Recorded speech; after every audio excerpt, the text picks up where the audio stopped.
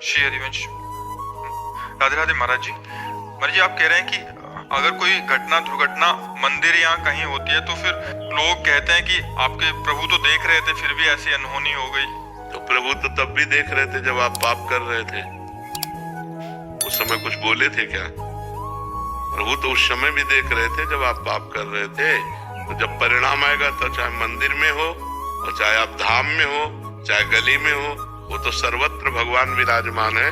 अवश्य में भोक्तव्यम कृतम कर्म शुभाशुभम। तुमको अपने कर्म का फल भोगना होगा चाहे जहां हो, वो अपने कर्म का फल भोगना पड़ेगा। या तो उसका प्रायश्चित कर लेते, या तो इतना भजन कर लेते, न भजन किया न प्रायश्चित किया तो कर्म भोग तो भोगना ही पड़ेगा। ये कृपा कहो कि मंदिर और धाम आदि में जो कष्ट मिलता है, जहाँ बहुत मिलना चाहिए वहाँ थोड़े से काम चल जाता है। अगर मृत्यु भी हो गई तो मंगल हो जाता है।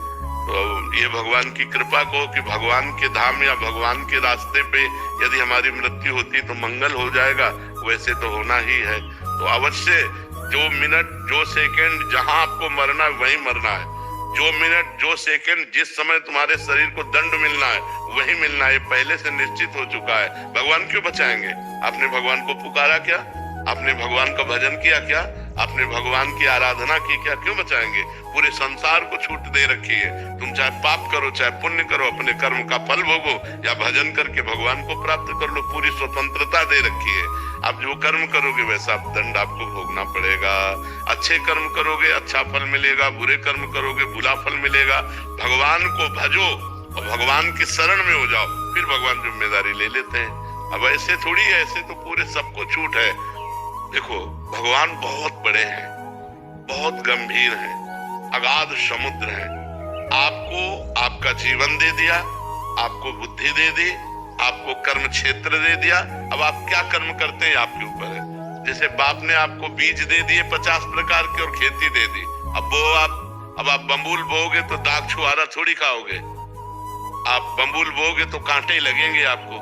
तो आप इस कर्म क्षेत्र में पाप कर्म कर रहे हैं। मुर्गा मुर्गी खाना, भ्रूण हत्या करना, पाप आचरण करना, व्यभिचार करना, और जब इनका फल आएगा तब कहोगे देखो बहुत अच्छा आदमी था और उसको ये दंड मिला। आज अच्छा है लेकिन कल उसने पाप कर्म किए तो उसको भोगना पड़ेगा कि नहीं भोगना पड़ेगा? तुम कल को नहीं जानते हो, भगवान कल को भी जानते हो, आगे आने वाले कल को भी जानते हो, वर्तमान को भी जानते हैं। तो इसलिए जो हो रहा है वो अवश्य होगा, जो नहीं होना है वो कदापि नहीं होगा। हम अपने आचरणों को सुधारें, आगे हमारा जो समय आने वाला है वो मंगलमय हो जाएगा।